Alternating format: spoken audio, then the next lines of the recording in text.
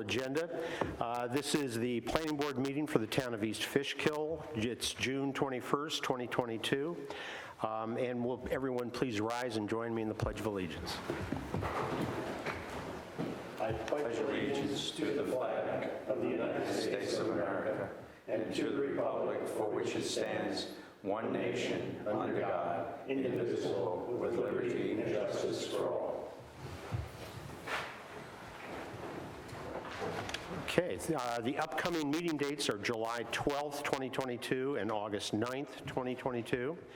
We have minutes from the meeting of May 10th, 2022.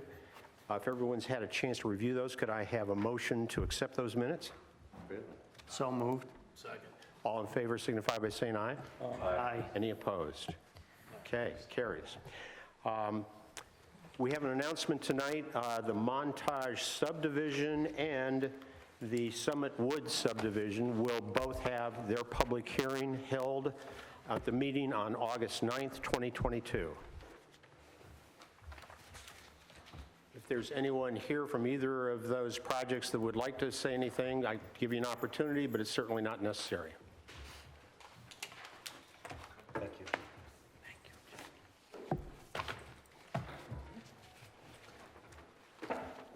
Well, I appreciate it. This is on Summit Woods. Andy Gilchrist, I'm counsel representing the project. And just to confirm on the record, and again to refresh the board, this is a project that has completed seeker. We've gone through and we've adopted the finding statement.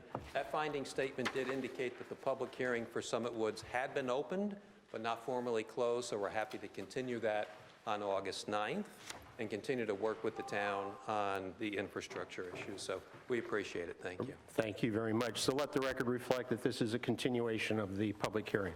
Correct. Thank you, sir. And as to Montage, I know Amy is here. I think that would be the opening of that project. Jason Projects? I believe that's correct. Yes. Thank you. Thank you. Okay, first item on the agenda after those announcements is Forest Tier.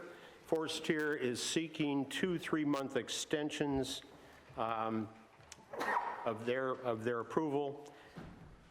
So this would take them through, I'm trying to determine, through 2 3-month extensions will be 6 months after June 8th, 2022. December 8th. I thought we were going to have, we do have a resolution for that, pardon me. So, resolution, final subdivision approval. Whereas the applicant received approval for a 3-lot subdivision of 4.34 acre parcel in the R1 zone on June 8th, 2021. Whereas the applicant previously received 2 3-month extensions of final subdivision approval through June 8th, 2022. Whereas the applicant is awaiting approval of the Dutchess County Department of Behavioral and Community Health and is requesting 2 additional 30-day extensions of final subdivision approval from June 8th to December 7th, 2022. Now therefore be it resolved that the planning board hereby extends final subdivision approval through December 7th, 2022 for the above project as represented on a map Forest Tier subdivision prepared by M. Gillespie and Associates, consulting engineers, dated March 31st, 2021 and last revised February 26, 2021. May I have a motion approving that resolution? So moved. All in favor signify by saying aye. Aye. Any opposed? I just realized that I failed to call the roll, so we'll start with Don. Don, can we have you announce your name? Oh, Don Pappy. Thank you. Craig Arco. Richard Campbell. John Eichman. Ed Miyoshi. Sarah Bledsoe. Thank you very much. Okay, second item on the agenda, Donovan Site Plan, 8 Nancy Court. Applicant is requesting, and this has been amended to 2 3-month extensions for approval. The applicant previously received a number of extensions, and we do have a resolution on that. With your permission, I'll go ahead and read the resolution. And I believe I'm incorrect. We do not have a resolution, so we'll do that by...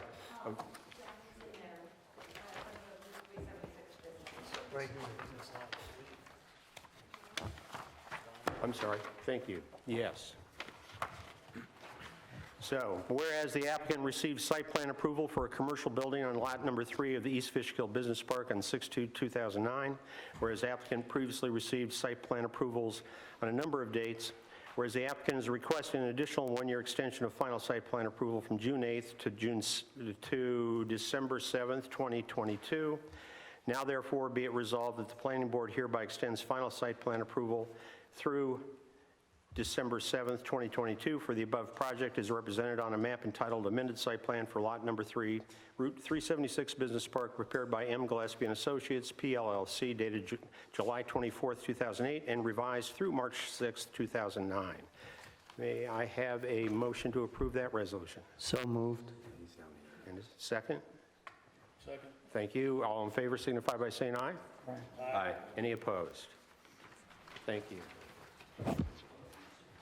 Okay, next item on the agenda is an adjourned public hearing.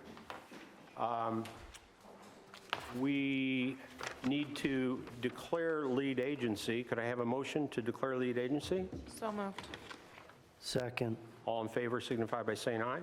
Aye. Any opposed? And Mr. Gillespie, you're here for the applicant?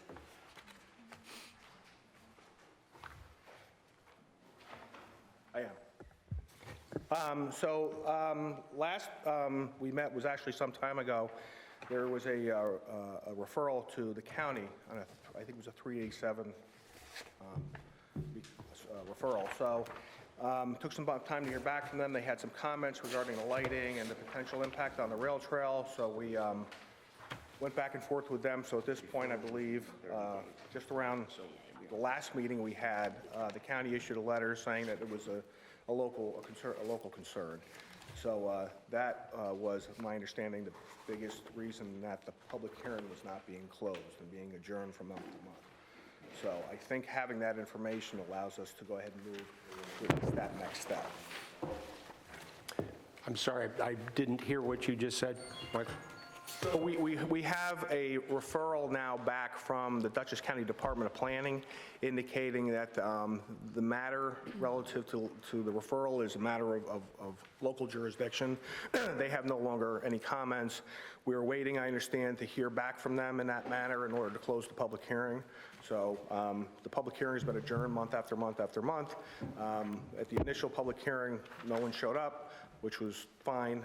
So what we're looking for tonight is to close the public hearing and then move forward to the next step. Indeed. So we are prepared to close the public hearing. Are there any questions or comments before we do that? If not, I'll accept a motion to close the public hearing. So moved. Second? All in favor signify by saying aye. Aye. Any opposed? Carried. We also have a negative declaration and a resolution of approval. Quickly read through the negative declaration. Name of action, Hopewell Easy Storage Expansion. Town of East Fishkill, 904 State Route 82, Hopewell Junction.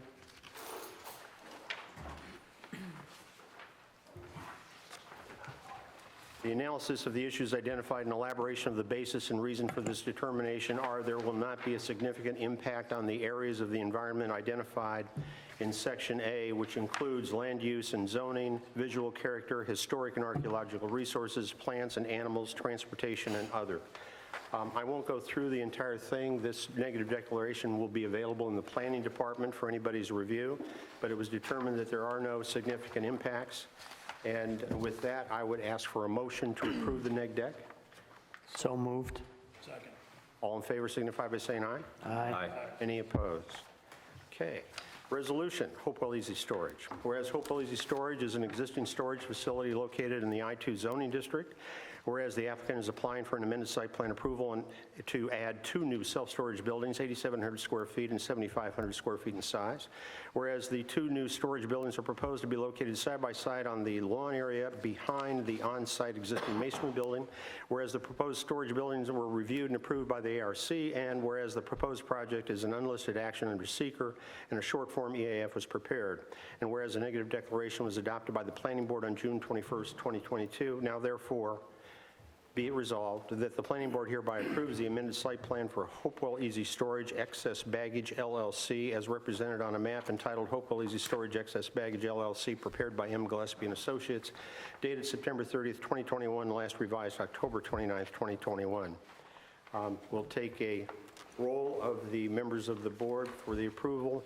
Can I first have a motion to approve this resolution? Second. Okay, and Board Member Craig Arco, Yes. Board Member Ed Miyoshi, Aye. Board Member Sarah Bledsoe, Aye. Board Member Richard Campbell, Aye. Board Member Donald Pepe, Aye. and John Eichman. I vote aye. Carries. Great, thank you, folks. Approved. Thank you. Excuse me, sir. Can I just add just one comment, though, please? I had to step out of the room. I believe there was at one point a yield sign at the, as you approach the top of the hill, you know, and when Williams comes in. Yep, I know I thought our last go-around, we talked about a yield sign. A yield sign had been installed, but there is no currently a yield sign. I think we have... Yeah, we have a stop sign. Where it meets with Williams? Coming out the site. We saw that today? That's been out there. All right, so I'd just like to have that verified, because I stopped out and I didn't see a sign, so. Yeah, there's, Yeah. yeah, there's 2 stop signs. Yeah, okay, yeah, that's fine. Thank you. Thank you, folks. Thank you. Okay, the next item on the agenda is Stormville Square.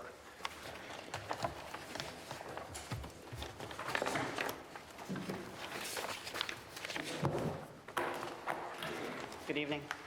Good evening. You guys are out in the lobby there. Can I use the...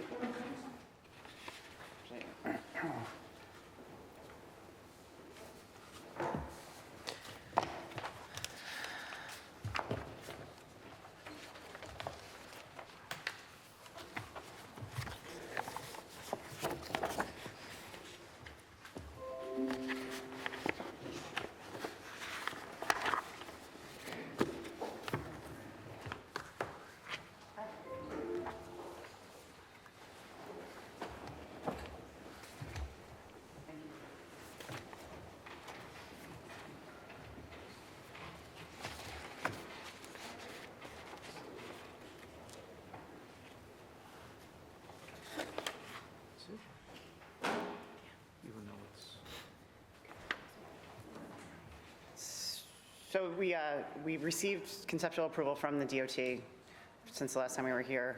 We eliminated the exit out on the north end of the project, and we made the entrance less wide. I think the only outstanding comments are fairly technical in nature for the site. I think that's correct. I think the one thing we were waiting was resolution of the DOT matter, which you've accomplished. Correct. On an acceptable basis. Are there any questions or comments from members of the board? I just had one question. I was in the file earlier today, and I saw a question from the Fire Advisory Board about the location of the Siamese connection for your sprinkler system. Do you know if that's been answered?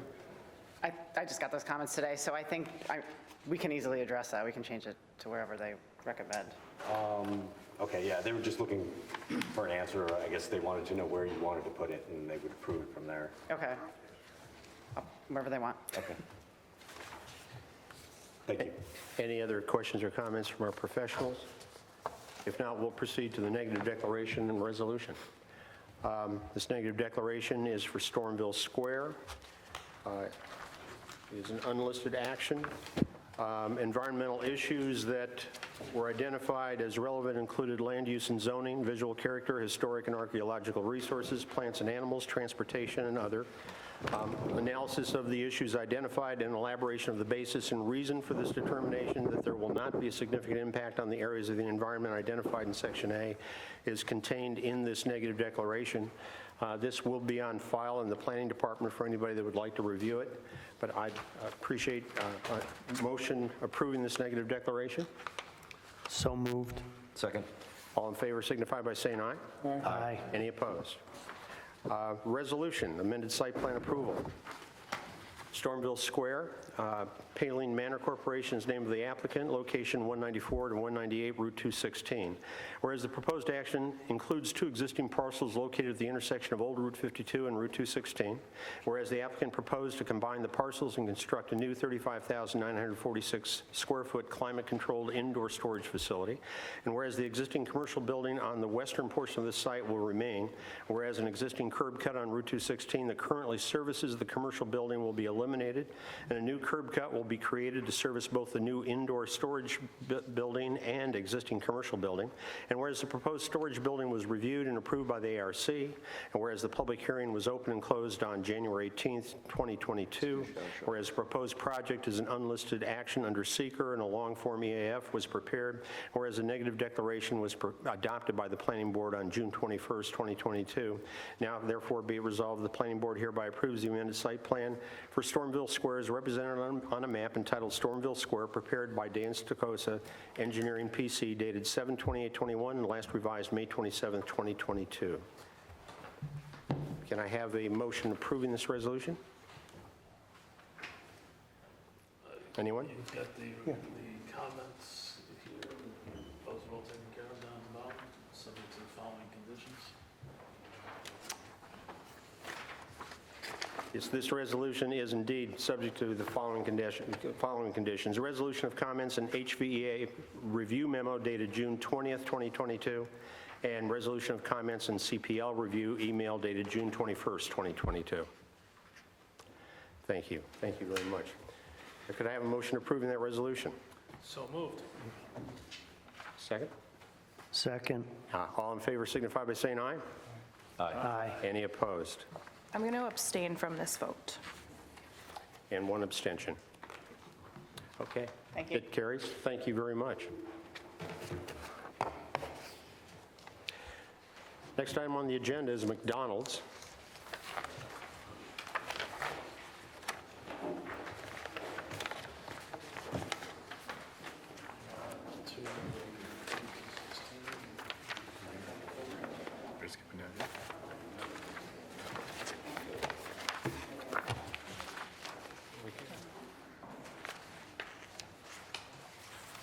Got it different.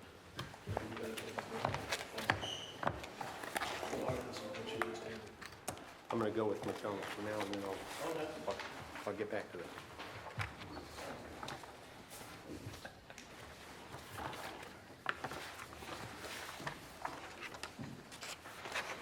Let's get to it.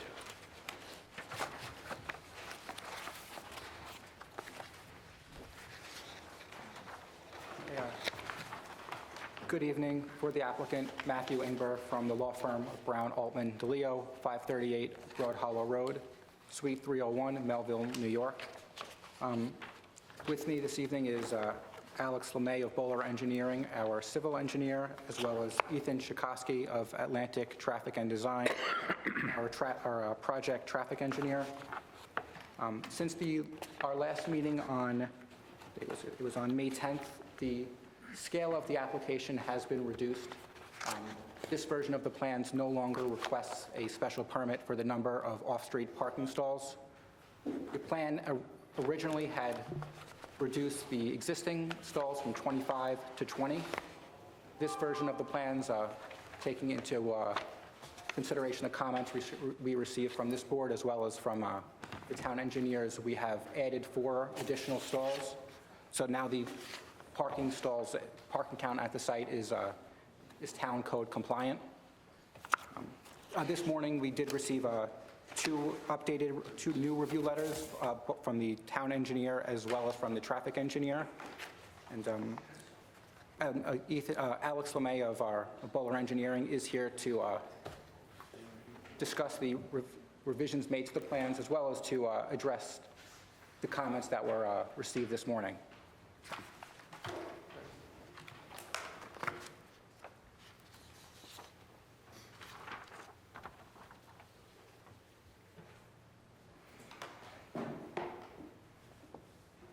Good evening, everyone. Thank you for having us back again this month. Just really quickly, I think Mr. Ingber gave kind of a very big overview of the changes to the plans, which really comes down to adding back 4 parking spaces in order to comply with the town's requirement for parking, so we're back to 24 parking spaces. You'll note to the south of the plan, which is the bottom of the page, you'll have 2 employee parking spaces, and then kind of in the northwest corner, we added 2 additional angled parking spaces. The purpose of the employee parking spaces, initially when we put those there, was to help with sort of the delivery trucks, that give them another option to kind of pull off out of the bypass lane. The purpose of striping them for employee parking and designating it that way, so if there is a delivery scheduled, they can ask an employee to move their car, allow the truck to sit and stage, do the delivery and unload, and then the employees can move their cars back at another time, just so that there's at least an area for the truck to stage, unload, and make the delivery. I know in the comment letter from the traffic engineer, Mr. Fitzgerald, a couple of comments that pertain to the 2 employee parking spaces and deliveries for the truck and the circulation that was provided. In speaking with the operator, I think another option for McDonald's is that they would, and I know there was a little bit of snickering and laughing when I mentioned this last month, but doing the deliveries during off hours. So when the store is closed, they would do the deliveries then. So there's no cars parked in the parking lot, there's no parking, and they have more room to kind of circulate the site, stage, and make the deliveries, and won't have an issue of a truck kind of idling while someone needs to circulate the site in any sort of an emergency situation. So I just wanted to offer that as well to the board, to state that we could do off-hours deliveries so that there's nobody kind of parked in the site when the truck's going to circulate. Another item that was kind of discussed in the traffic engineer's letter was a conflict near the drive-through where the thank you was kind of striped at the exit of the drive-through with the delivery truck and the existing curb line that is not changing. And I can pull that up too and kind of present that. Just the program that we use for the truck turning templates is fairly conservative, so sometimes there is a little bit of a conflict. I've spoken with the operator. That truck makes that turn with no issues currently today. We could take a video of that to demonstrate to the board that that truck can make that turn with circulation, and to just kind of also offer that if we do off-hour deliveries, all the parking stalls on the north side of the site would be empty, so the truck would have more maneuverability to kind of take a little bit of a wider turn and eliminate any sort of a potential conflict with the existing curb near some of those outdoor seating areas. And then one of the new comments in Mr. Fitzgerald's letter, I just noted widening the entrance. I think where we have the stop bar with the kind of the right only coming into the site, pulling the curb back and widening that entrance a little bit, just to allow, so in the event, if McDonald's is crazy busy for the drive-through and there is queuing that kind of comes back to that stop bar, that a car could kind of have a route to get around someone with the queue backing up and be able to circulate the site and park. We could certainly explore that. I'm not really opposed to that, and maybe if the board is asking us to do off-hours deliveries, maybe those employee parking spaces, we could relocate those and put them kind of next to the trash enclosure to get them out of the way and allow for, in the event that there is queuing that backs up to the stop sign, someone can kind of squeak around and be able to park on the site. So that, I think that was everything in the traffic engineer's letter. And then from the town engineer, Mr. Moore, I think we've addressed all the comments. There was one comment about the septic system and just kind of plotting that on the plans. We did receive historic plans from the site operator for where the septic actually is located, so we can certainly reference those plans and plot that on these plans just to demonstrate where the curb line and the asphalt lies for any sort of clean outs for that septic system, and just to kind of be able to plot that on the plans. So I just wanted to kind of go through the comments from the professionals that we received this morning, and then open myself up to any questions that any of you may have. Okay, do we have any questions?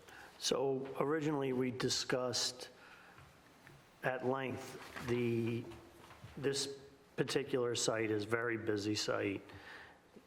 In keeping with let's start with the deliveries, there's no way for us to police that they're going to make off-hour deliveries. So once you get approval here, anything can happen thereafter. But on top of that, once the driver comes into that site, I'm assuming he's driving a tractor and trailer attached.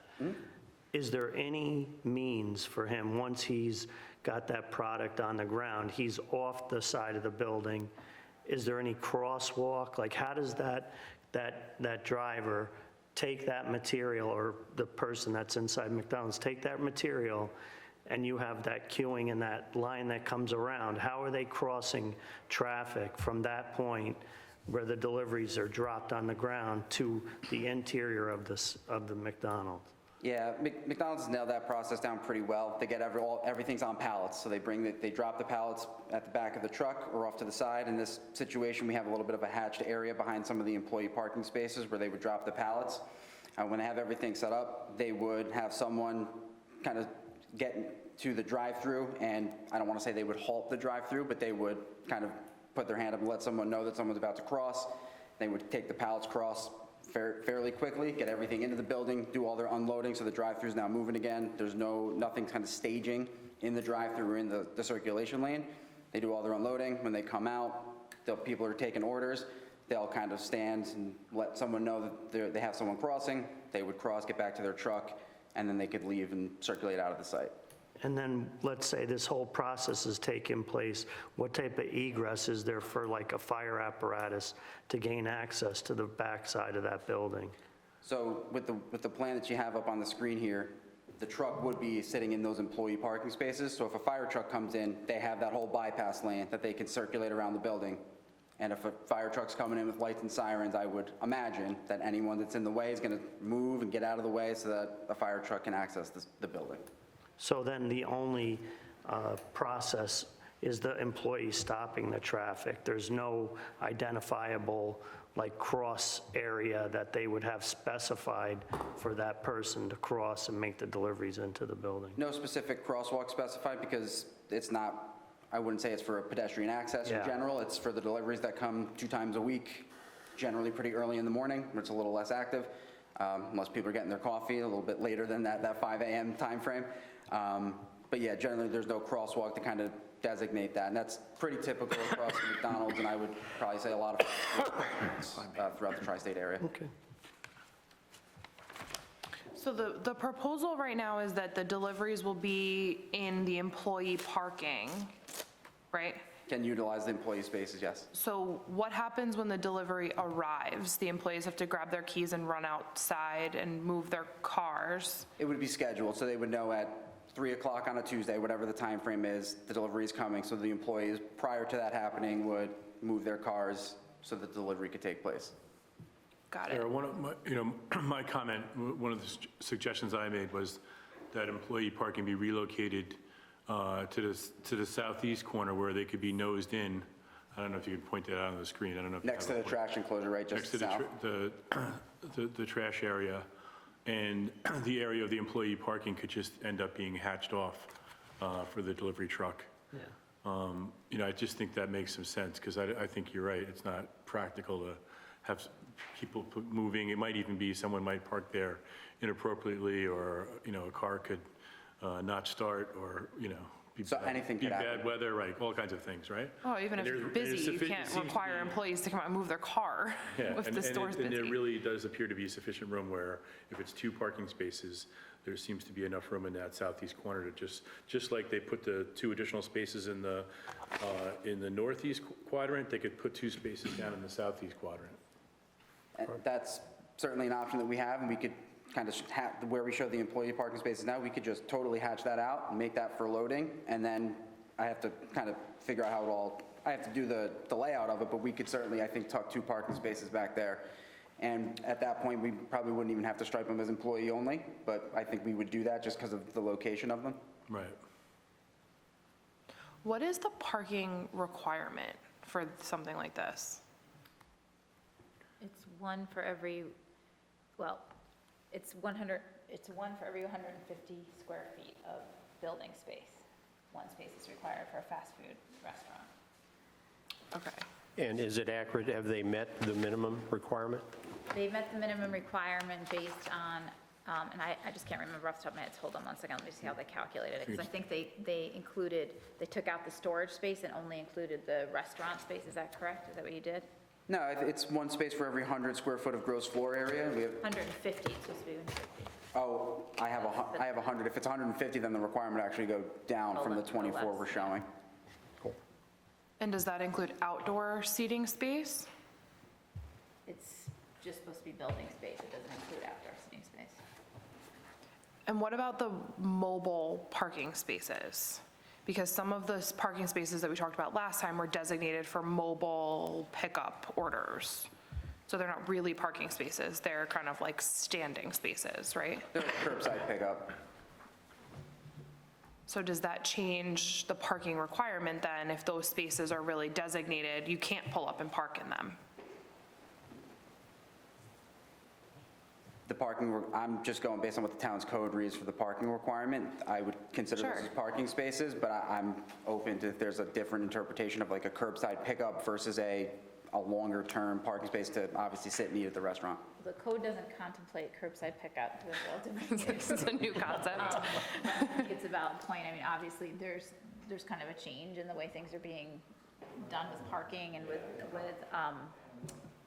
just restaurant and retail food in general.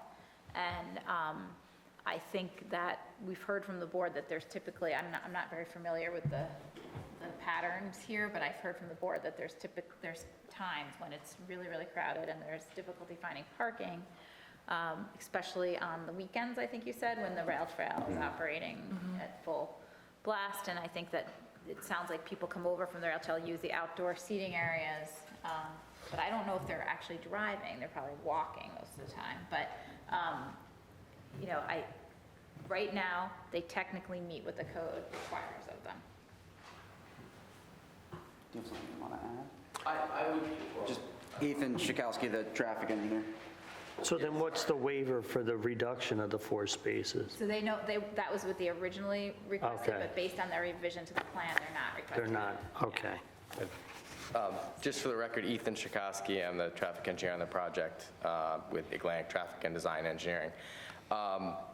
When we did a parking study at the site, which was back in April, when we do parking studies in general, it's inclusive of these mobile order stalls. So even though they're short-term parking stalls, they're still included in our overall parking demand when we do a parking study.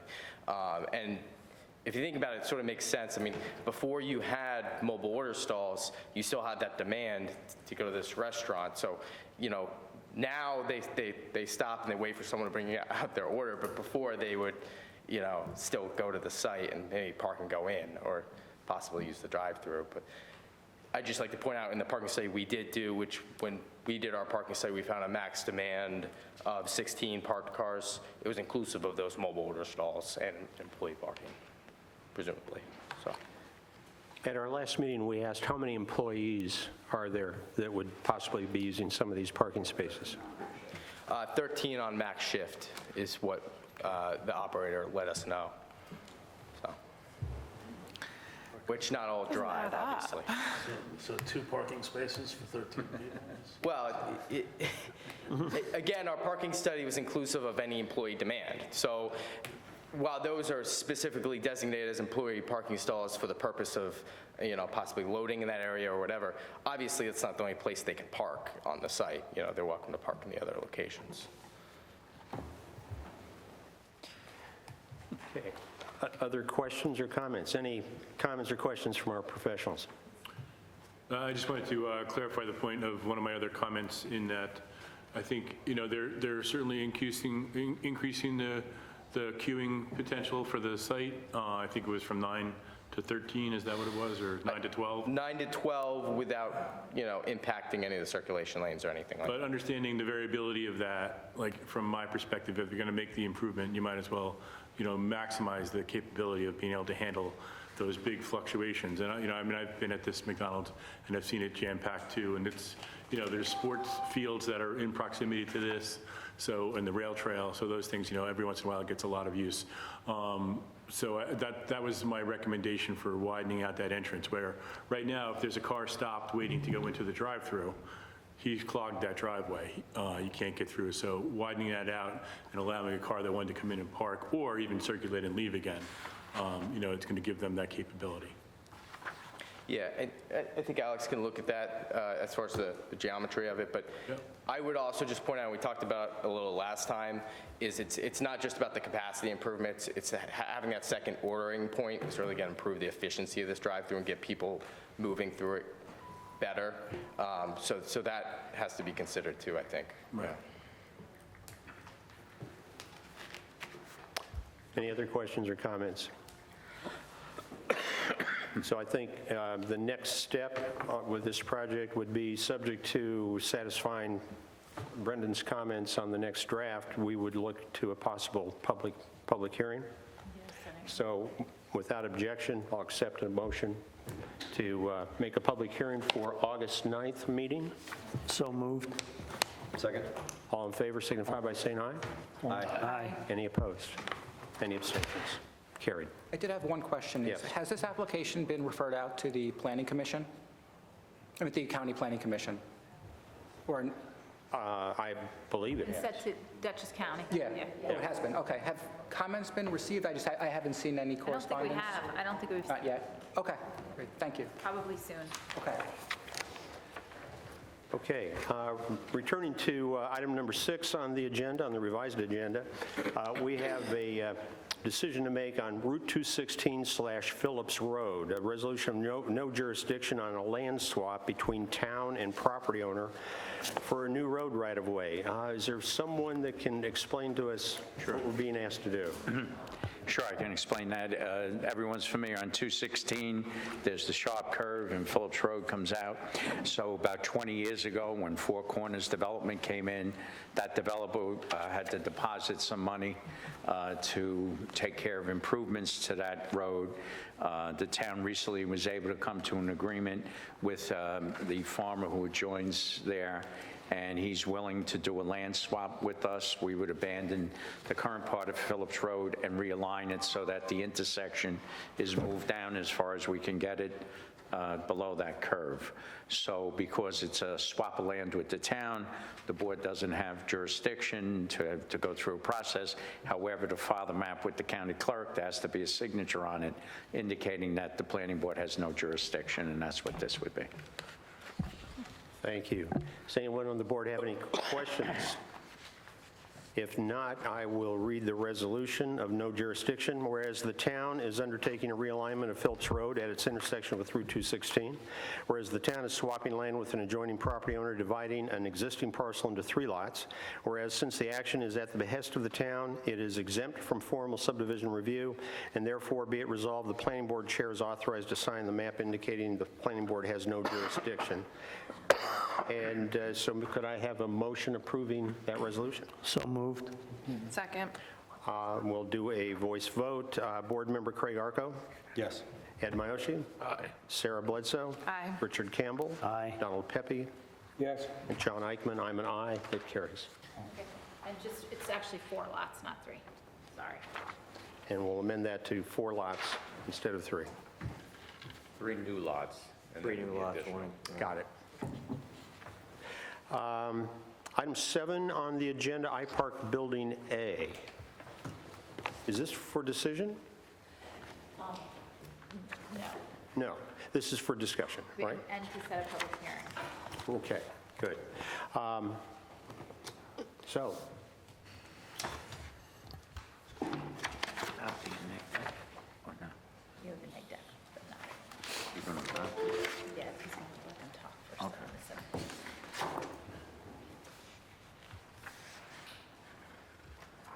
John, there's a neg deck for this one. Okay. and that's for this evening. And the public hearing would be scheduled for For August 9th. August 9th? Okay.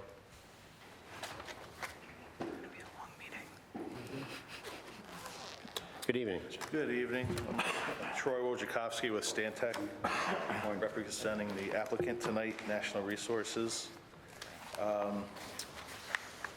We did not resubmit new materials for this meeting. However, since we last met, we had a nice meeting with the Architectural Review Board. They had some minor comments that we're addressing and intend to hopefully wrap up with the RB in July. Another step that we're hoping to take later this week is with the town board. We need a special permit for the height of the building. It's approximately 50 feet, 30 is the maximum in the zone. It's my understanding that before we can have the town board act on that decision, the planning board has to issue a decision with respect to seeker and a negative deck.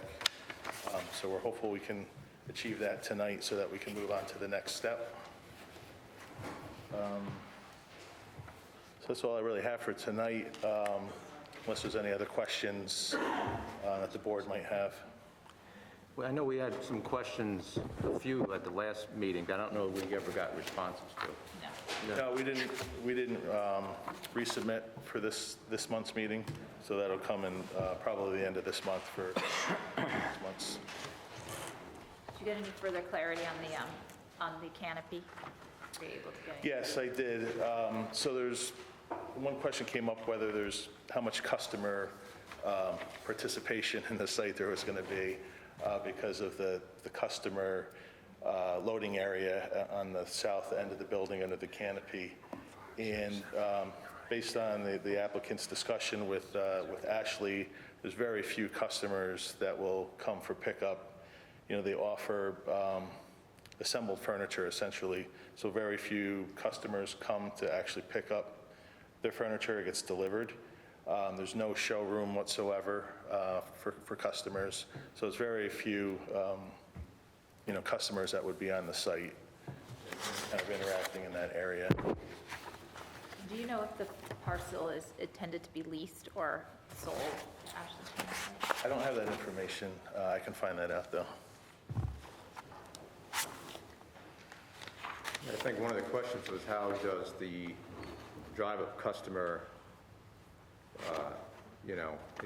coexist in that same area with, I guess, the commercial uses? How, if it's, defined, separate entrance or it's shared, but how that was going to, Yeah, right now, they were going to interact. on our current plans, we showed signage for more geared towards truck delivery entrances and exits, but you had mentioned at the last meeting adding additional directional signage on the site for employee access, customer access, that sort of thing. So that's something that we'll include with our next submission. I think there were actually quite a few other questions, but we'll wait for the next submission. I know there were some things about trip generation, number of employees that are going to be there in a maximum shift. I mean, I've got quite a bit of stuff, so we'll look forward to a full and complete report next time. Are you going to be able to get all that stuff answered and submitted in time to advertise for public hearing, or should we consider pushing your public hearing to September? I think we will, so I would appreciate it. Not a lot of time. Right. It's 20 days, you have to advertise before, so you've got to get. So what's the date of the next public hearing? Would be August 9th. So you'd have to have everything submitted, and you'd have to have everything published in the newspaper and everything submitted by probably really the beginning of July is really when you would need to get everything. Yeah, I think that's doable. And then as far as the information we're talking about, the next submission would be July 12th, that he would be on the agenda for that. Yeah, that's our intention, is to submit at the end of this month for July.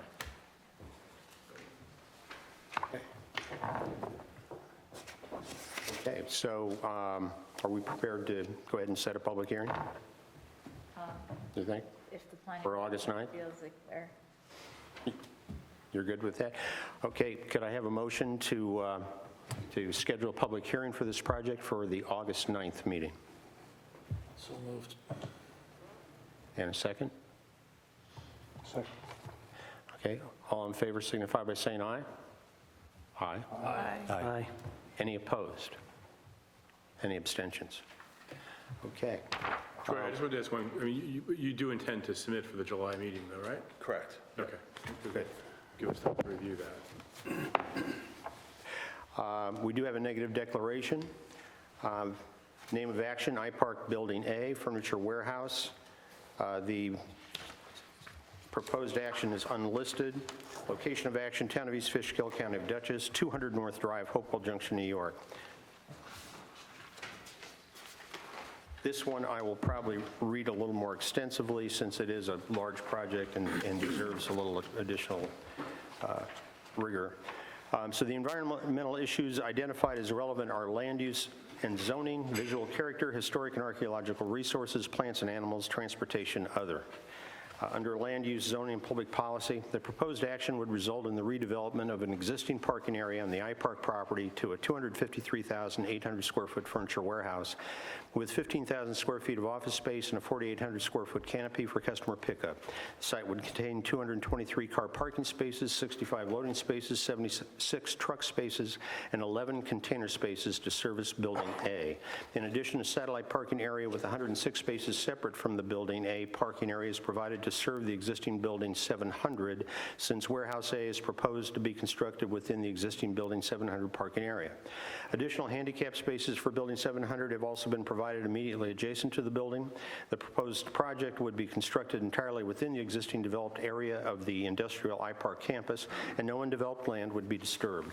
The proposed use would be consistent with the existing industrial and commercial zoning and the town's comprehensive plan and industrial land study, which shows the former IBM campus as remaining industrial commercial. Therefore, the proposed project would not be expected to result in any significant adverse impacts to land use, zoning, and public policy. Under visual character, the proposed project would result in the construction of a new 258,300 square foot warehouse. The new building would appear industrial in character and would be consistent with the character of the existing iPark campus. The proposed new structure would only be visible from the interior iPark campus roadways, would not be visible from iPark Boulevard, Route 84, or any surrounding residential, commercial, or industrial properties not part of the iPark campus. Therefore, the proposed project would not be expected to result in any significant changes to visual character, and no significant adverse visual impacts are expected. Historic and archaeological resources. The proposed project would be constructed within the location that has been previously disturbed and is not expected to impact historic or archaeological resources. Wetlands, plants, and animals. The proposed action would be constructed entirely within an existing paved parking area on the iPark campus. No tree removal or disturbance to undeveloped areas would occur as a result of the proposed project. While the existing parking area where Building A is proposed is partially located in a New York State DEC 100-foot adjacent area, the site was formerly part of the IBM industrial campus and has been disturbed and covered with impervious surfaces since before 1970. Therefore, the proposed project would not be expected to result in any significant adverse impacts to wetlands, plants, and other animals. Transportation.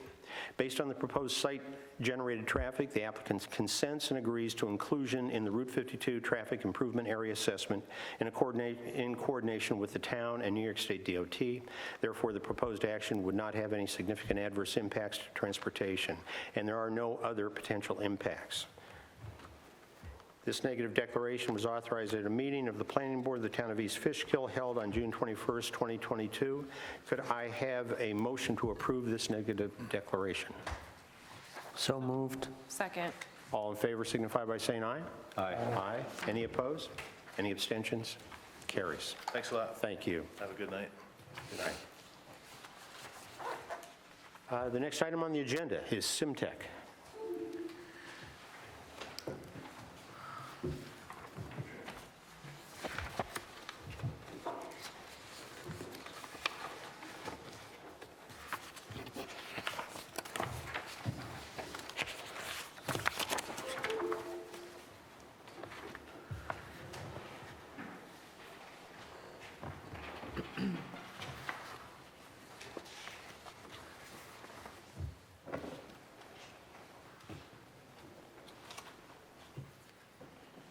All right, good evening. I'm Steve Whalen, Whalen Architecture. We're the architects for the project. I'm joined tonight by Stephen Teed, one of the owners of Simtech, and also Brian Hildebrand. He's the civil engineer. Our proposal is for a 6,400 square foot addition on the northeast side of the existing building. And it's really just for additional space for fabrication. Since our last presentation, we have gotten an updated survey that was prepared by Jonathan Millen of ACES Surveying. That survey shows the correct property lines, and all the site features have been updated. We've also updated the existing parking, the proposed parking, the drainage. We are also in receipt of the recent comments from Christian Moore of CPL, so we will address those comments. Limit of disturbance is now shown on the civil drawings. The maneuvering path, and I'll let Brian talk about that a little bit more, that's also shown on the civil drawings. We've been before the Architectural Review Board. We got their approval, and in our zoning analysis, we comply with the ZBA requirements.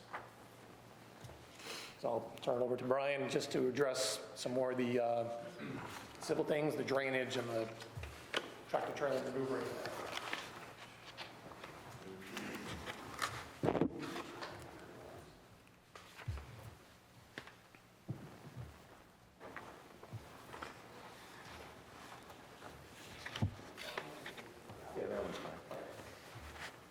So, good evening again, Brian Hildenbrand. Just to walk everyone through the turning maneuver, that rear parking area that exists today, that existing curbed island will be removed. This will allow the standard tractor trailer to enter the site, maneuver around and be able to back into the loading dock, which will be on the new building addition. From there, the truck can then exit the property without encroaching on any existing spaces or hitting any structures or plants so we were able to do that without enlarging the parking lot. So there is no increase in impervious. The existing drainage that exists in the parking lot now will be reconfigured to essentially collect the entire parking lot and convey that water to where it goes today. So there's, again, no tree removal. The only real disturbance is within the existing asphalt that's there today. Okay. Are there any questions, comments from board members or professionals? I think hearing none, I think we're prepared to schedule a public hearing. Will you guys be prepared for a public hearing for the August 9th meeting? Yes. It'll be one of many. It's going to be packed night. If anyone is able to move to September, that would be great, because it's going to be a very long night that night. Anyone has? We could get on to the August. When would everything have to be into the board or into your office? So everything would need to be, you really should submit everything, everything would have to be noticed 20 days before the public hearing. So, and then I guess you don't really have many changes to make at this point. Your plan is relatively set, so, Yeah, so I think just 20 days beforehand. Yeah. I would ask if we could be accommodated, the sooner the better, would be appreciated. Okay. So could I have a motion to schedule a public hearing for this project for the August 9th meeting date? So moved. Second. All in favor signify by saying aye. Aye. Aye. Opposed? Okay, carries. We'll see you on August 9th. Okay, thank you. Thank you. Next item, Fires Bridges subdivision.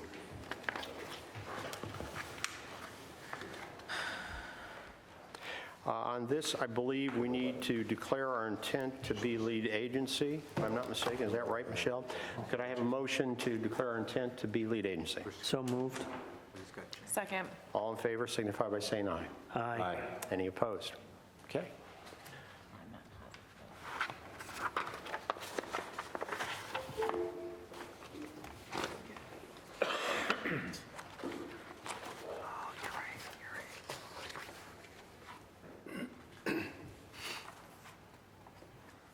Good evening, again. This is a proposed 4-lot subdivision. There's currently a home under construction on the proposed Lot 2. What is proposed Lot 1 is the lot with the flag lot, the pole portion driveway. The other two parcels are south of, there's 3 and 4 that proceed south. We've gotten responses from SHPO, there's no impact, there's no wetlands, we're avoiding all the steep slopes. The habitat assessment has come back, and we have to avoid, obviously, cutting during the summer months. Health Department, the review is underway for Lot 2 to redesign or relocate the expansion area for the septic system.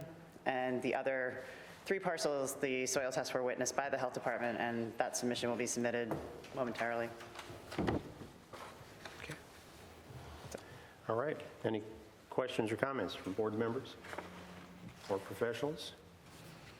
I was to the site, it's like a rough site, rocky. Steep.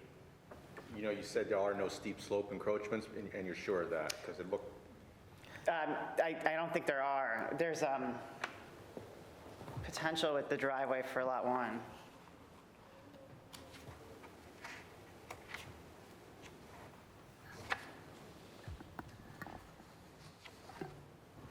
it's just a very rough piece of land. Not wet, no floodplain, all that, but it's very rocky and Yeah, that was also one of our comments too about, the driveways at the beginning, and because they're all going to be in a cut section, and the transitions as you come in off of the road, so you're going to have to look at those and the K values of the curves. Have you had the highway superintendent out to look at it? Yeah, I believe he did meet with Brian at the site. There are adjustments we're going to have to make, but we are encroaching on some steep slopes on Lot 1 for the driveway with the grading. Do you think there's going to be sightline easements that are going to be necessary to clear for sightlines? We may need that, and we may also need a grading, the temporary grading easement for Lots 1 and 2 for the driveways. Okay. And it's not in the watershed, right? It's way off the watershed. It's not in the watershed. Either, right? Did we get fire advisory board comments or any comments? Just because I think the driveway's super long, you might need to be sort of pull off. There's comments, and those are them. They want to pull off. We do have pull-offs. They're asking for a turnaround halfway up. And then, as far as your seeker is concerned, I know that one of the lots is currently under construction right now. Correct. So I think, just to avoid segmentation, you need to discuss that lot as part of the seeker for the whole subdivision, okay? Okay. It wasn't mentioned in, Yeah, because I think if you're looking at stormwater, you have to look at stormwater cumulatively right. and any sort of disturbance. Okay. We're also disturbing less than 5 acres, just for the record. So we know we're going to need a SWIP. Do we know if there's domestic water on that road? No. There's no domestic water?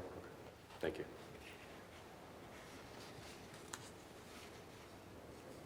Okay, any other questions or comments for Amy?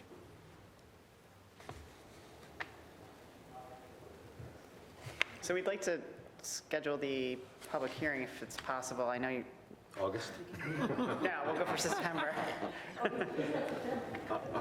Well, because you have to circulate, so the 30 days. Circulate, which will be at least 30 days, and that's assuming you get it tomorrow. So, I think you really, when's the September meeting date? It's September, I don't know. It's not on. I should have it on my calendar. It was September 13th, yep.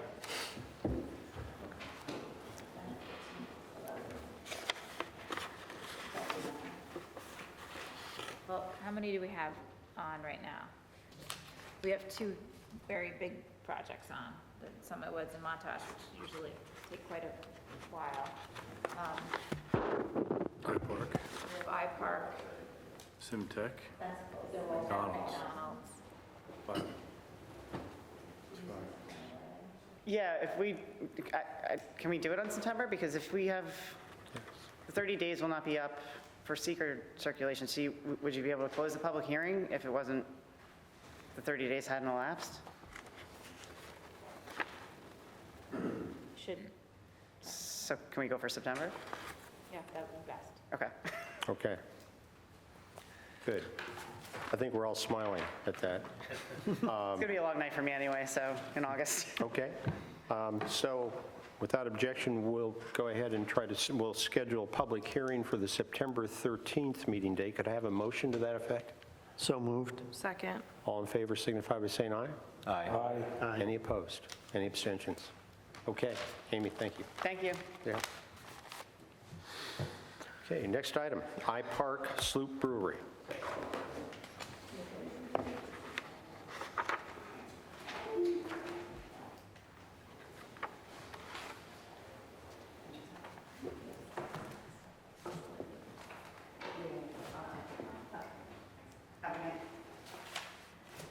Good evening, Board, professionals.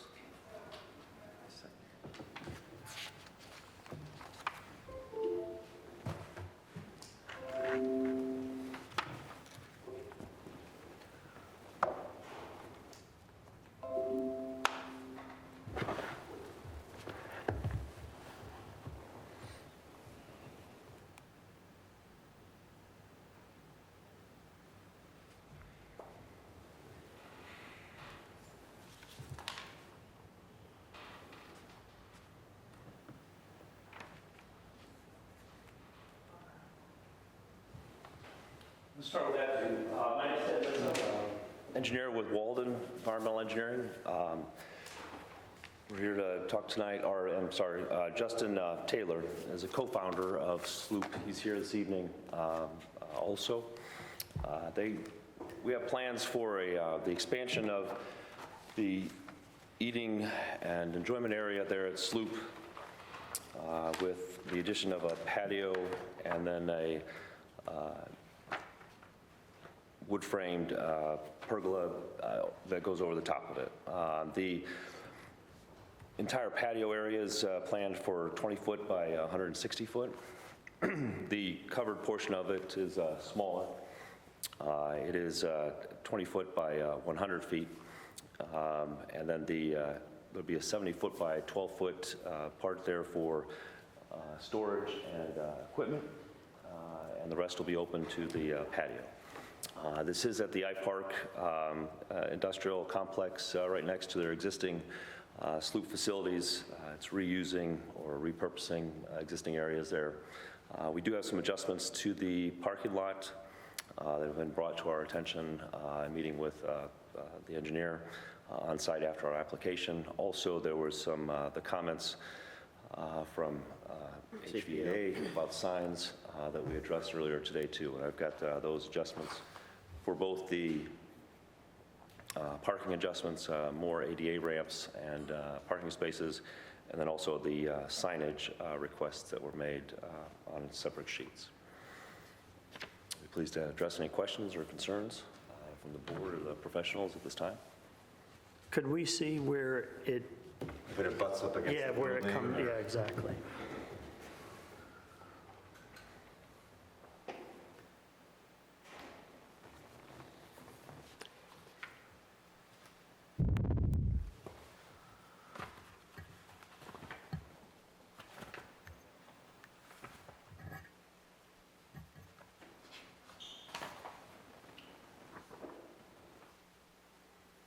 So this picture here, the dark space is the patio area. To the left is the existing Sloop building. To the top and bottom then is the parking areas that straddle that grassy area. If you're familiar all with the Sloop. So that's essentially going where the tent is now? Exactly, yeah, exactly. And that's where the idea, I think, for this came about was to make it permanent. Now, at one point, I had heard plans that there was going to be a new tasting room going out more towards where the visitor center is. Is that going to impact the placement of this? I'd like to keep the separate, or issues separate, but that's how I understand they are at this point. The visitor center, owned and operated by, not by Sloop, by iPark. Can you speak to the microphone, please? Thank you. I know Sloop has been a vendor or a, we'll say kiosk of those events that have been taking place in there from time to time, but it's not permanent space for Sloop. It's a temporary rented occasions type space. So based on the removal of the tent and the, structure being put there, is there anything blocking the cars from coming towards that? Yeah, very good question. I appreciate you asking. When we first brought this project and this effort to make that space permanent, one of the concerns was the parking areas. We addressed it one way in our initial submittals with the guardrails along the entire length, but then after our submittal, we met with Scott out there. We've switched that over to a number of concrete bollards to hold the handicapped or no parking signs, give us enough space. And then as we get towards the patio area, then we do transition to a guardrail arrangement. That is shown on the drawings that we have. I can bring those up next in direct response to what Scott was asking, or the engineer was asking for when we met out there on site. So approximate distance from those bollards to this structure, like let's say if you have any spillover, that would come outside of that structure, about how much distance is there between those, the building and the bollards in between? So it's not a lot of distance. There is a curve with a sidewalk there already.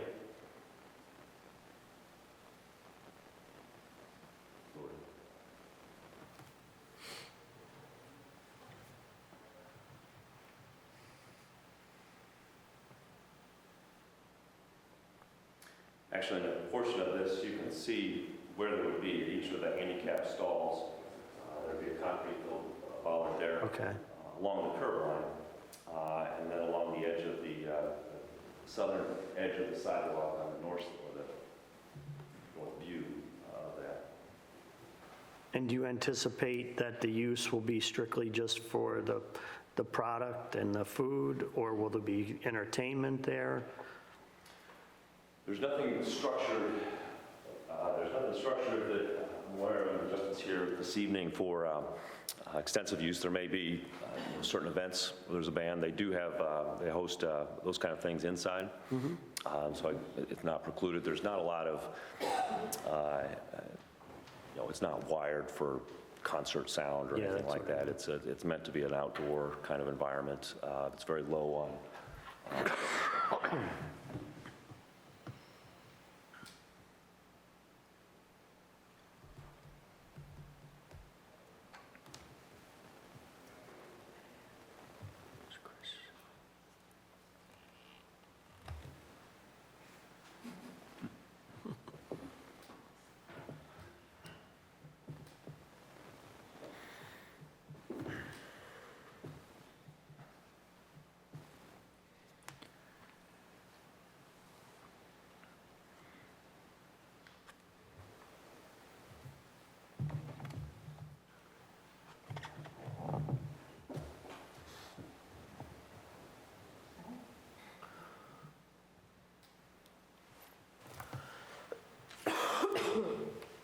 Okay, so this is the revised plan and comments received. I'll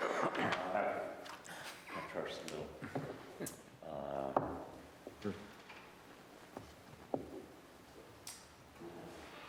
He lost I like think, his Bill, just connection. for the board, when we looked at there, I think I offered bollards as an option.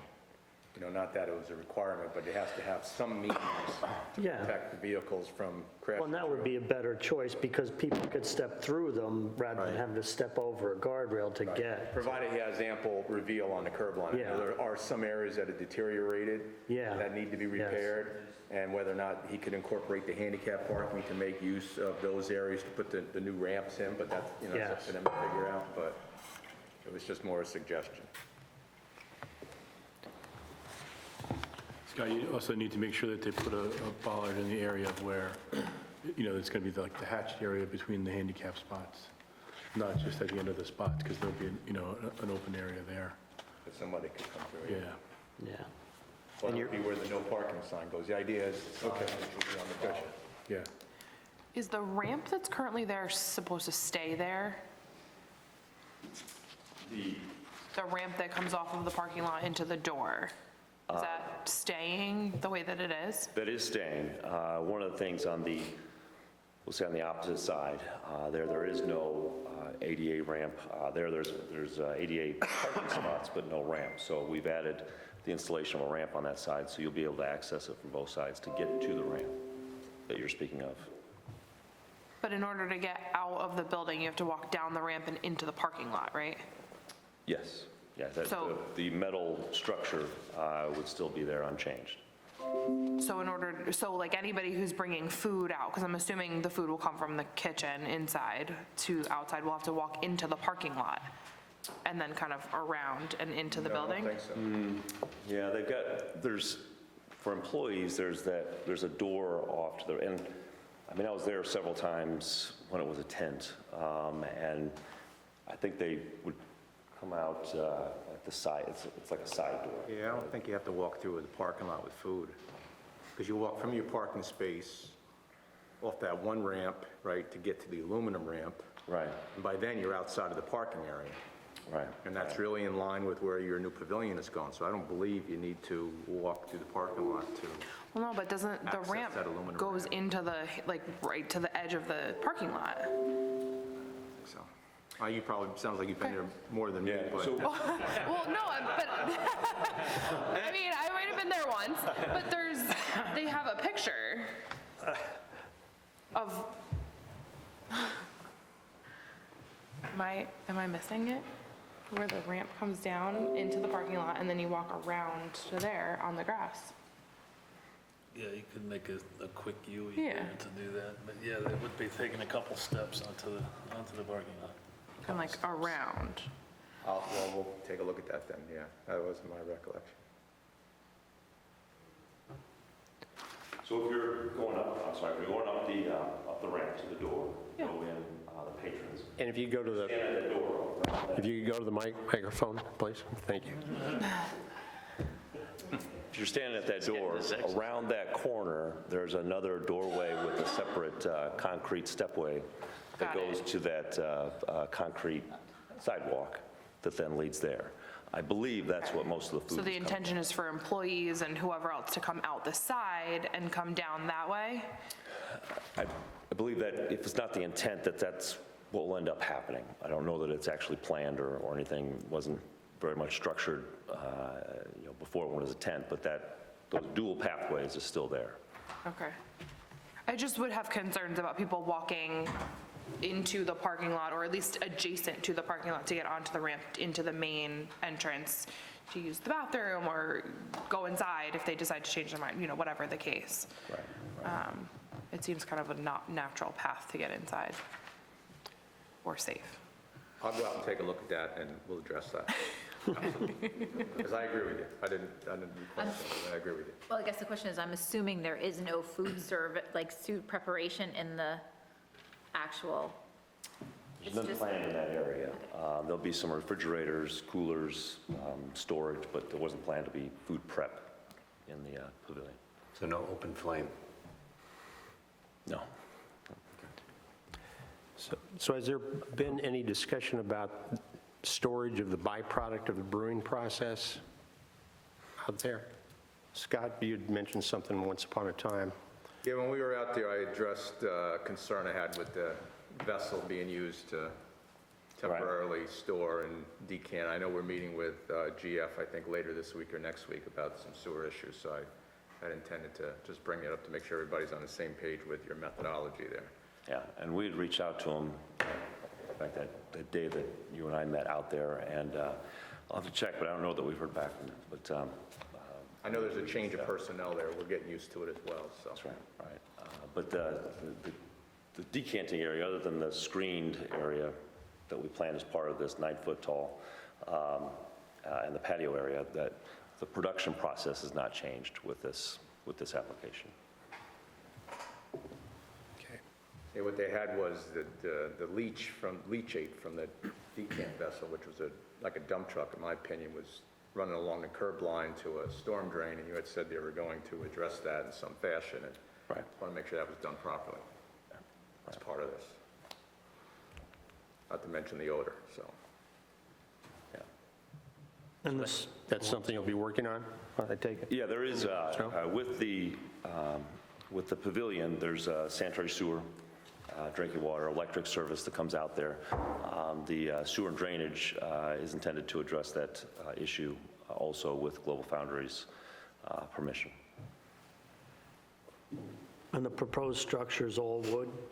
It is. The columns are a native timber from the site.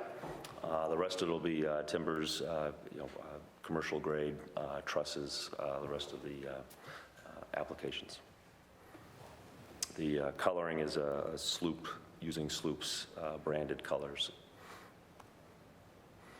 Are there going to be tables in or just at the bar? Just seats at the bar? Yeah, there is tables under the covered portions, and we have a good layout of that.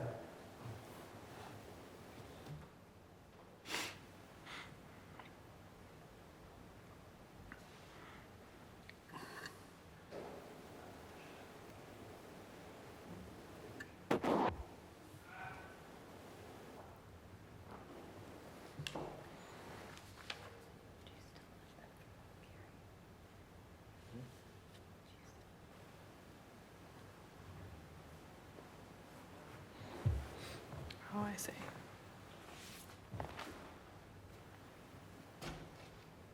It's a lot of tables. Yeah, there's an effort to use as much of the undercover portions as we can for seating. Approved by motion. This? We can do it without a motion. Yeah. And the other one too.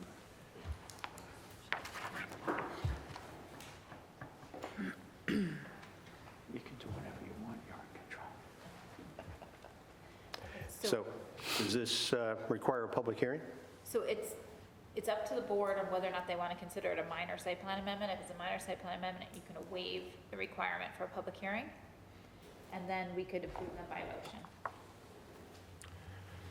So are there comments by board members of your desire? Do we need a public hearing or not? Yeah, I agree. I think if the tent has already been there, the concrete's largely already there. Yeah. No. Any opposing view? I'd agree. So we will waive the public hearing. Could I have a motion to waive the public hearing and to approve the project by voice vote? But would it be with the conditions that Scott just discussed? Yes. Yes, okay.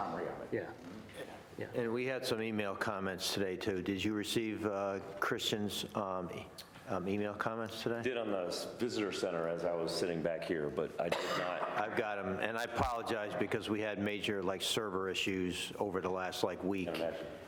So we had to do email comments. Actually, while I have you here, there was also a mention of a 10-foot high retaining wall. Yeah, it's meant to be a screen of the truck that we were speaking of earlier. Okay. We based on comments from you all, we're able to reduce that to 9 feet.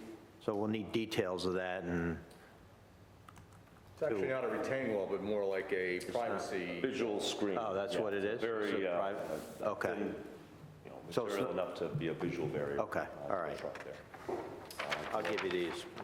I'll take them if you don't mind. They're minor. All right, so we'll approve by motion, subject to the comments discussed tonight by the town engineer, and also by the CPL email comments dated 6/21/22. Excellent. Thank you for that summary. Could I have that motion? So move.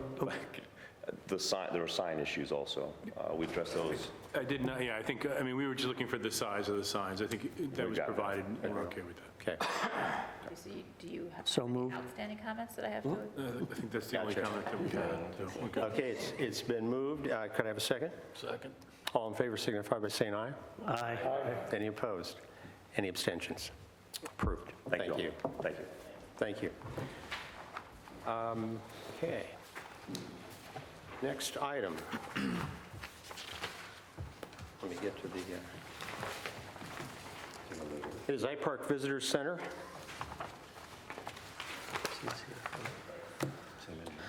Applicant is proposing to amend the resolution to the iPark Visitors Site Plan Approval dated 8/18/2020 to increase the size of Jane Bakes Edition from 883 square feet to 2,500 square feet and remove the entry porch to the southwest corner of the building. Good evening, Planning Board professionals. I appreciate being here this evening. This is for the separate issue of the visitor center there at iPark, and I'm going to, quite frankly, ask for Michelle's help in explaining what we're proposing this evening. It is, as I understand it, just the 2 sheets of the amended site plan. Jane Bakes is fully submitted under the Planning Board. And that, we certainly want that be to consider too, but as we see it in steps or separate efforts, the amended site plan is our first task this evening and what we proposed for. We did receive comments when I was sitting back there in regards to some lack of clarity with some of the figures. Some of that's inherent in what we were attempting to do. Our effort was to amend the building construction configurations of that visitor center complex from what was proposed and submitted a couple of years ago to what we seek to get approved here with this process starting this evening. If any of that's a little less than clear, I'll allow, or please ask Michelle to kind of fill this in. I'll give you a little background. So we approved the visitor center site plan. I can't remember exactly what date, but we approved it.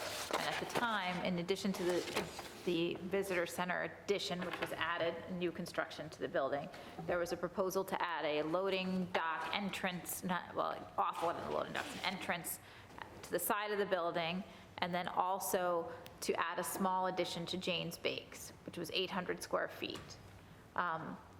So we approved it. With conditions. With conditions. Everything had a bunch of conditions. Yeah. So we approved it with conditions, and they were allowed to start construction. And once we were doing sort of like the as-built look, we realized that there were some issues with the grading and the curbing. I think, Brendan, you can probably talk to it better than I can.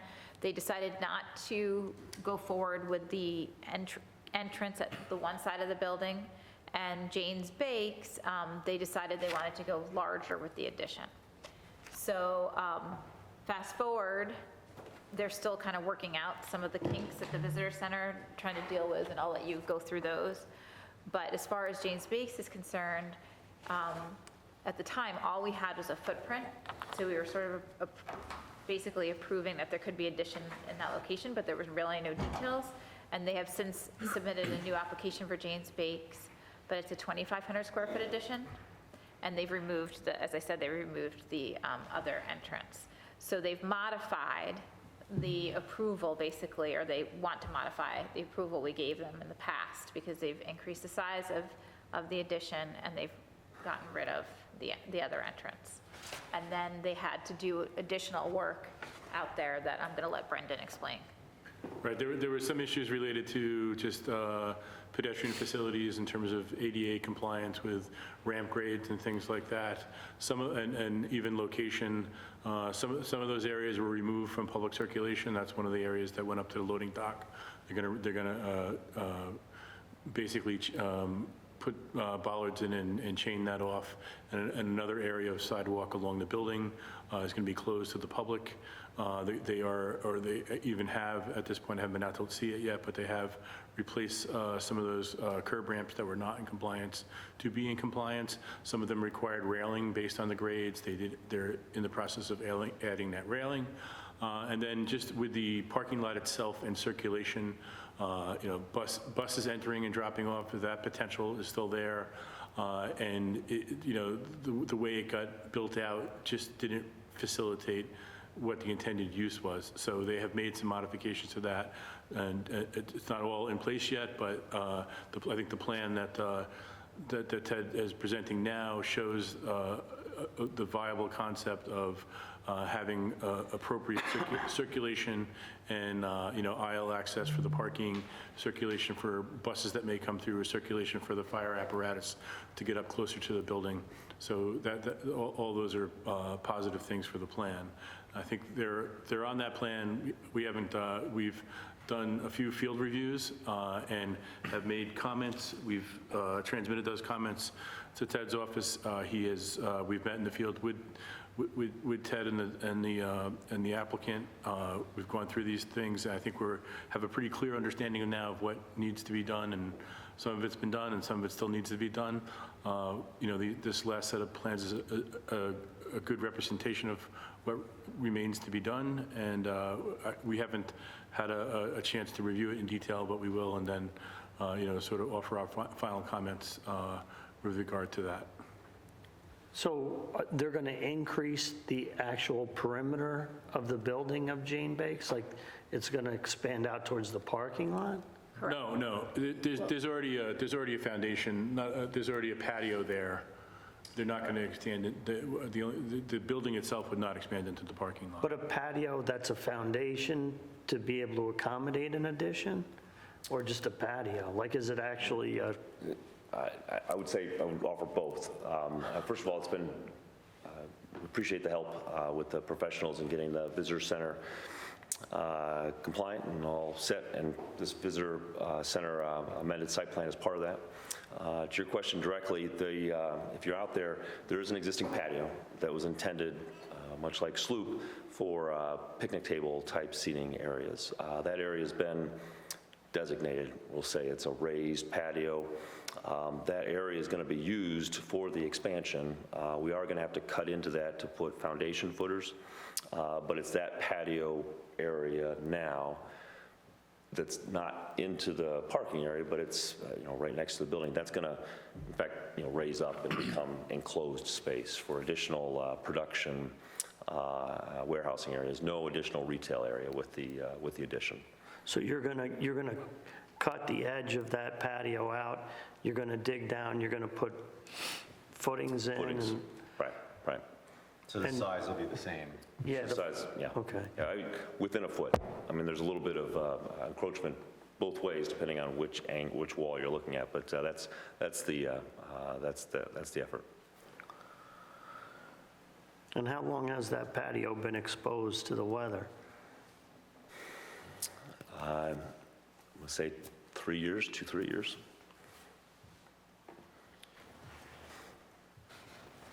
There was a truck scale or something originally, wasn't it?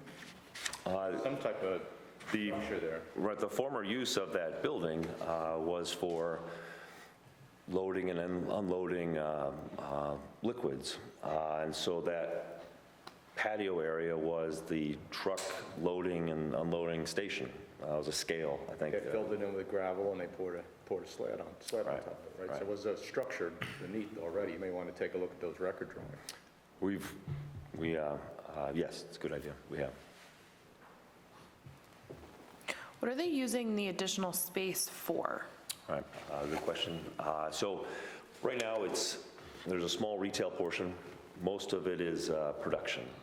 It's cut up into two different areas, really a mixing area that you can see through the windows if you're in the retail area, and then the back, which is the freezer is back there, the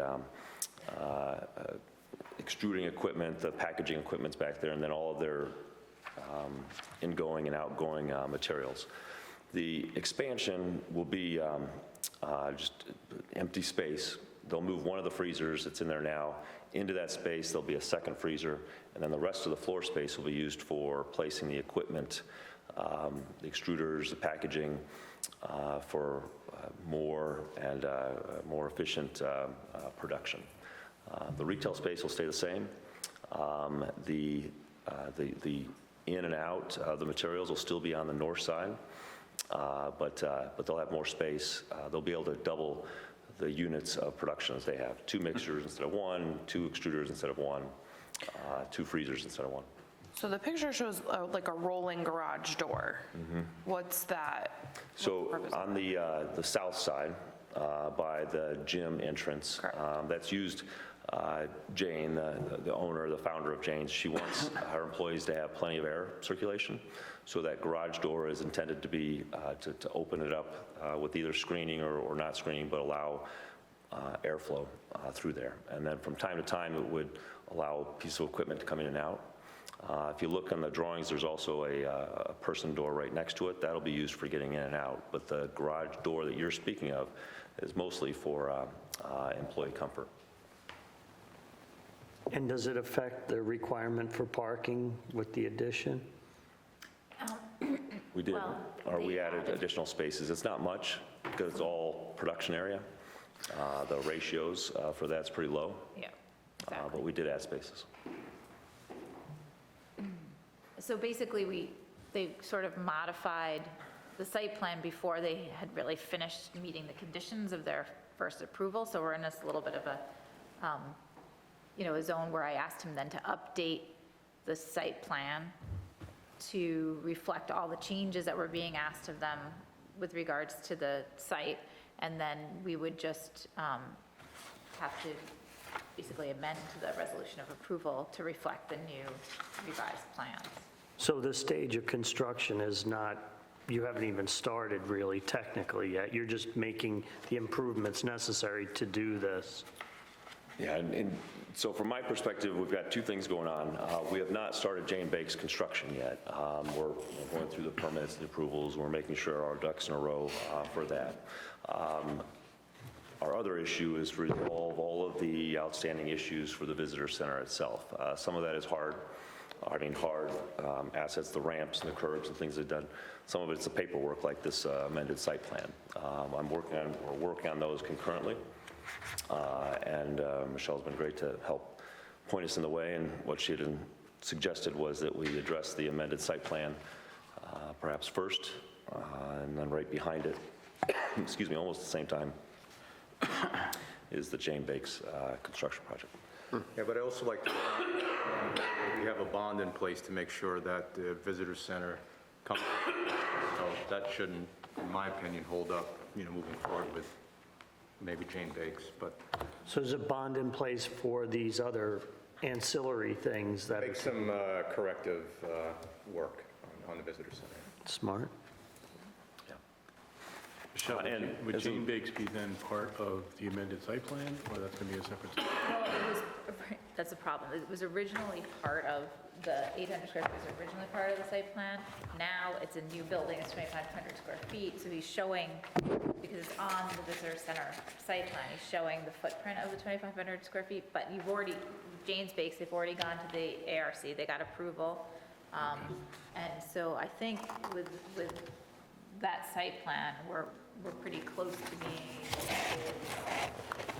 maybe we were just sort of, it was kind of tied up into the visitor center mess, so I guess it's up to the board on how we'd like to proceed with Bakes, because at this point, they probably could kind of go off on their own little process.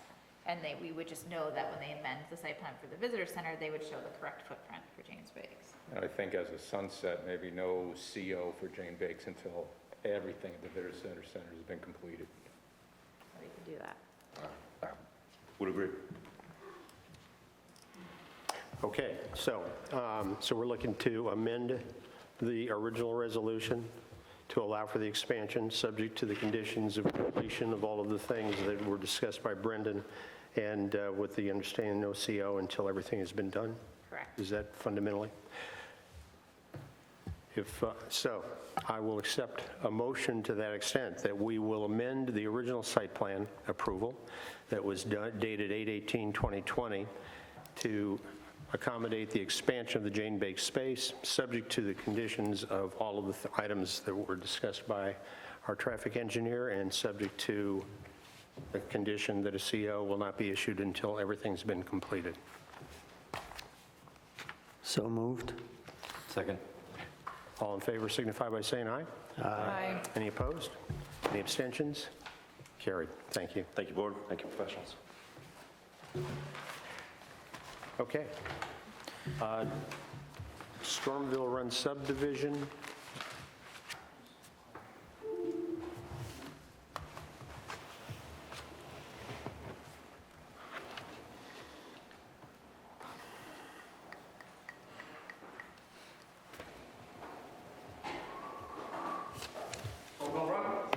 Stormville Run.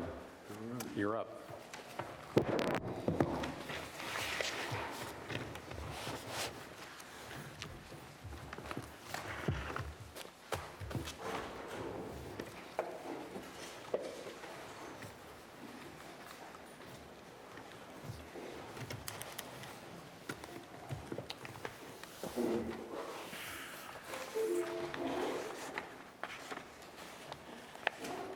Yeah,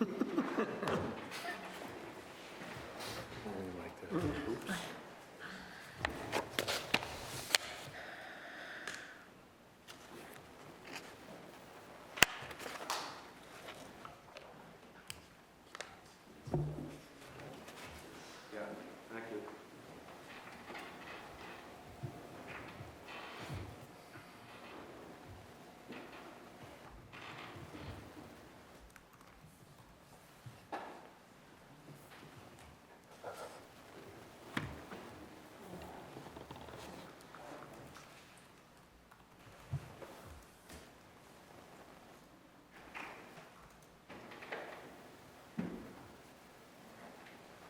I got it on here, I just want to see if the screen's up there.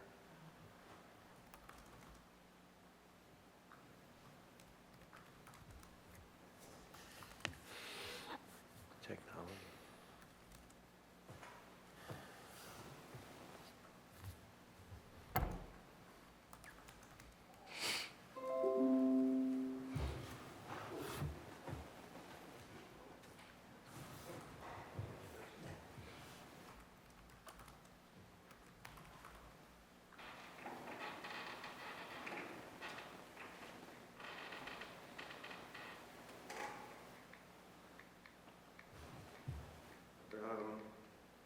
Does that work, what you see? I'm just trying to kind of expand a little bit. Okay. Sure. Sorry, guys, it's a little small in there, but Stormville Run, I made a presentation about 2 months ago specific to this. You have seen this project. It's about a 48-acre piece on Stormville Road, down across from the golf course there. Lot count sits at 30. There's still, we're here tonight just for a secondary discussion, maybe just get some additional feedback before we make a formal app. One of the major concerns the last time we were here was the road length, 1,000-foot maximum length and so forth. So I think actually it was a suggestion, may have been of Scott or somebody, but you know, what we did is we made kind of a loop road that came in off of Stormville, and then we extended that cul-de-sac in to a maximum length of 1,000 feet. So that's probably the largest modification of this plan since the last one you saw. And I did see it in Brandon's letter.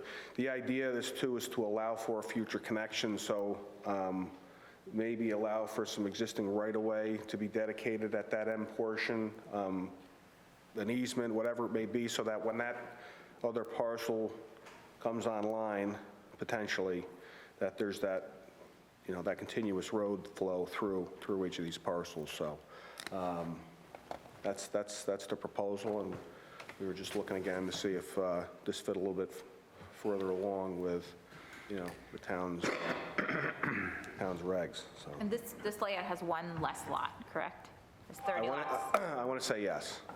And then I just want, my one comment would be just to be cognizant of section 163-19D, which talks about the side lot lines and meeting at right angles to the extent, well, really, it says side lot lines should be at right angles to street lines, unless variation from this rule will give a better street or lot design. So just where they are a little wonky. A little wacky, try to yeah.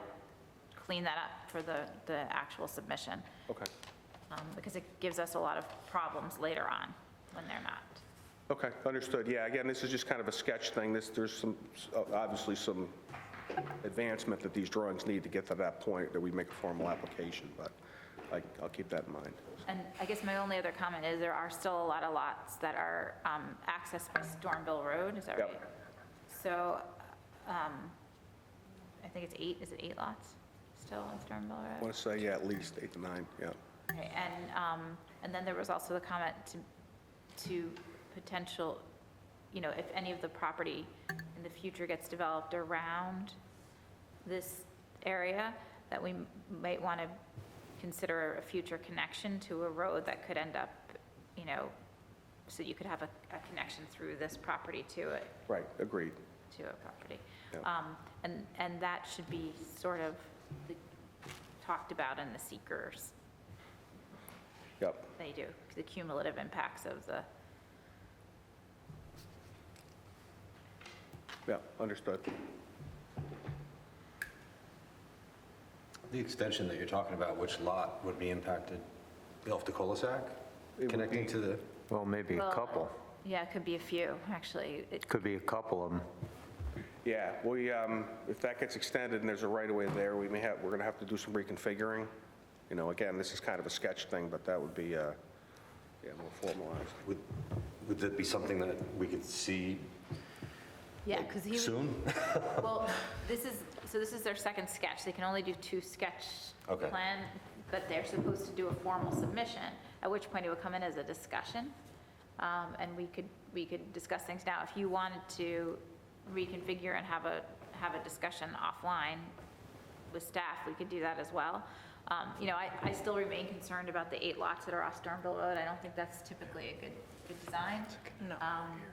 So, We had talked about versus the loop, maybe extending the road out, you know, I guess more or less parallel to Stormville Road and creating more of a neighborhood feel versus a bunch of random lots on Stormville Road and then like a cul-de-sac. So where you're actually creating kind of a neighborhood. And then the one lot that kind of sits, well, I guess 2 lots, but really the one lot, new lot that sits in between that loop road. Yep. I mean, so their backyard is going to back up to somebody else's backyard because they're going to face the loop, I assume. It goes down. That seems like a very odd layout for a lot to have back. I don't know, it just seems very kind of disjointed. Yeah, I mean, I think in an effort originally when we submitted, you know, again, having that cul-de-sac a little longer, that layout probably would have been more conducive to the kind of the things you're talking about. In terms of a long cul-de-sac coming out, there's some severe slopes and so forth. We're also trying to fit within those regs. So we have these major cuts and these major fills and things such as that. So, yeah, we're going to have to take a look at that. By this layout, we're trying to meet that maximum cul-de-sac length. But, you know, there are other things that we're taking into consideration. We haven't even got the wetlands flag yet. We're just really kind of working around, you know, what's online and available. You know, that's going to have an impact on lot count and layout and road area and so forth as well. In terms of the individual lots, I mean, what we've been doing lately too, even with the state access points, is kind of limit the access points to like a shared entry. So it limits those curb cuts on, you know, on the actual road itself. We have to provide, you know, sight line distances and all the information we need to make sure that it's safe. And as any of you know, Stormville's a little like this.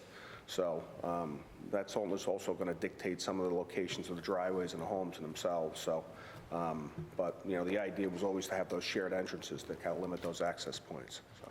have you considered ever potentially doing a cluster subdivision here? Which may allow you for, you know, Yeah, I mean, it lay it would. out in a better way? You know, we don't have the provision for water and sewer here. We're far enough, you know, nothing, I mean, we have, on the back side, it abuts the water supply and the sewer for 4 corners, but between here and there is a monstrous wetland, so the only way to really get to that would come down 216, make the loop down, you know, 216, and then come to Stormville and kind of wrap it around. So when you get in the cluster, then you're talking about. So you have to go through the wetland in order to connect to the water and sewer? Right. And where your loop road comes out now, there's a wetland right alongside that, and it looks to me like where it's coming out to Stormville Road is on a bad corner right there. So that may need to move slightly too, I think. Yeah, those things have to be looked at. I know there's a small spot in there, and I, you know, for all intents and purposes, I believe it's a federal town wetland. It's not state, but again, those are things we've got to get on the plan as we move forward. So. I know some of the homes use that wetland as their well too, so that. Right. We'll have to dig deeper into that. Do you have the lot sizes to extend the loop further and come out like way down Stormville Road, kind of on the other side? And that way you would kind of create more Yeah, I think where you could potentially put lots on both sides of the road. Yeah. Right. I don't know if you have the size, if you meet the, Yeah, we can certainly look at that potential, like, so you'd have like new road would be parallel to. Yeah. Right. Yeah. So we'll provide a steep slopes map and wetlands map and buffer maps as part of our, our later submissions. But listen, if the board determines that having some disturbance on steep slopes is to a benefit to allow for a longer road, those are the things we're going to have to take a look at as this thing moves forward, because there's definitely going to be an impact on those things. So. That can be talked about. I just think that creating a neighborhood where all of the houses are in the same kind of road configuration versus one cul-de-sac and a bunch of lots on Stormville Road, shared driveways aside, I don't think it's about the curb cuts. I think it's about creating a development versus just a bunch of kind of random houses on a road. Okay. Okay. Other comments or questions? Okay. Okay. I appreciate the input, and we'll be back. All right. All right. Thanks, folks. Thank you. Yep. Okay, the next item on the agenda is Villa Negrelli. We have a resolution that I think describes the situation pretty well, so I'll walk through the resolution. Name site plan, amended site plan for Villa Negrelli. Name of applicant, 109 Carpenter Road, LLC. Site address, 109 Carpenter Road, Hopewell Junction, New York. Whereas the applicant received amended site plan approval on September 17th, 2019 for the above project, as represented on a site plan entitled Villa Negrelli Amended Site Plan, prepared by M.A. Day Engineering, P.C., dated September 17th, 2019, and last revised August 15th, 2019. Whereas the applicant subsequently decided not to move forward with the planned improvements, which included a second floor improvement as well as parking lot changes. Whereas the applicant sent an email dated 5/16/22 to the planning board requesting that the above referenced amended site plan approval be rescinded. Whereas the applicant further requests that the approved site plan revert back to the previously approved site plan.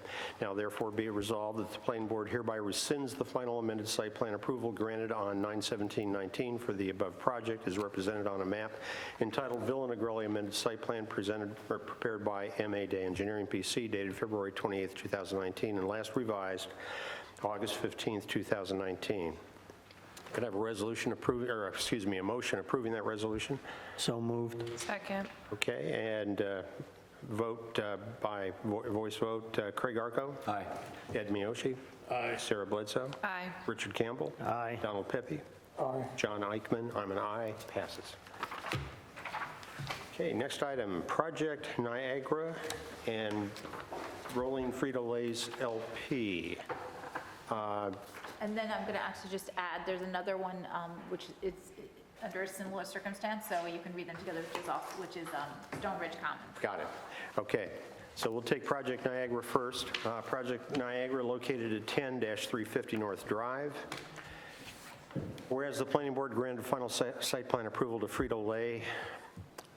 Rolling Frito-Lay Sales LP on 11/16/21 is shown on plans entitled Site Plan Submission, East Fishkill Fulfillment Center, prepared by CHA dated 8/18/21, last revised November 9th, 2021. Whereas the Frito-Lay Fulfillment Center will be serviced by municipal water and sewer, whereas the site plan approval was granted subject to endorsement of the Dutchess County Health Department, whereas the applicant is actively working with the town to complete the municipal water and sewer connections, and whereas to prevent construction delays while the municipal sewer and water connections are finalized, the applicant requests the planning board amend the site plan resolution to allow the applicant to obtain Dutchess County Health Department approval prior to the issuance of a temporary certificate of occupancy instead of at-site plan signature. And now therefore be resolved that the planning board hereby amends the final site plan resolution for Rolling Frito-Lay Sales LP as shown on plans entitled Site Plan Submission East Fishkill Fulfillment Center prepared by CHA, last revised on November 9th, 2021, to permit the applicant to obtain Dutchess County Health Department approval prior to the issuance of a temporary certificate of occupancy. Could I have a motion approving that resolution? So moved. And second, Ed. Okay, Craig Arco? Aye. Ed Miyoshi? Sarah Bledsoe. Aye. Richard Campbell. Aye. Don Pepe. Aye. John Eichman, I'm an aye. Carries. And the last item, Stone Ridge Commons Apartments. Name of applicant, 1525 Route 52 Partners LLC, location Route 52 and Palin Road, Hopewell Junction, New York. Whereas the planning board granted special permit and site plan approval to the site plan titled Stone Ridge Commons Apartments prepared by Dance and Stacosa Engineering, PC, dated 9/27/19 and last revised 4/19/21 on 5/18/21, and whereas the Stone Ridge Commons Apartments will be serviced by municipal water and sewer, and whereas the special permit and site plan approval was granted subject to endorsements of the Dutchess County Health Department, and whereas the applicant is actively working with the town to complete the municipal water and sewer connections, whereas to prevent construction delays while the municipal sewer and water connections are finalized, the applicant is requesting that the planning board amend the site plan resolution to allow the applicant to obtain Dutchess County Health Department approval prior to the issuance of a temporary certificate instead of at site plan signature. And now therefore be it resolved that the planning board hereby amends the special permit and final site plan resolution for Stone Ridge Commons Apartments as shown on plans titled Stone Ridge Commons prepared by Day and Stacosa Engineering PC, dated 9/27/19, last revised 4/19/21, to permit the applicant to obtain Dutchess County Health Department approval prior to the issuance of a temporary certificate of occupancy. Is there a conflict between the dates 4/19/21 and It's supposed to just 5/18/21? be 4/19/21. Okay, so we'll strike the 5/18? Okay, could I have a motion to approve this resolution? So moved. Okay, we'll take a vote. Craig Arco? Aye. Ed Miyoshi? Aye. Sarah Bledsoe? Aye. Richard Campbell? Aye. Don Pepe? Aye. John Eichman? Aye. I have one other thing, very quick. We received a request from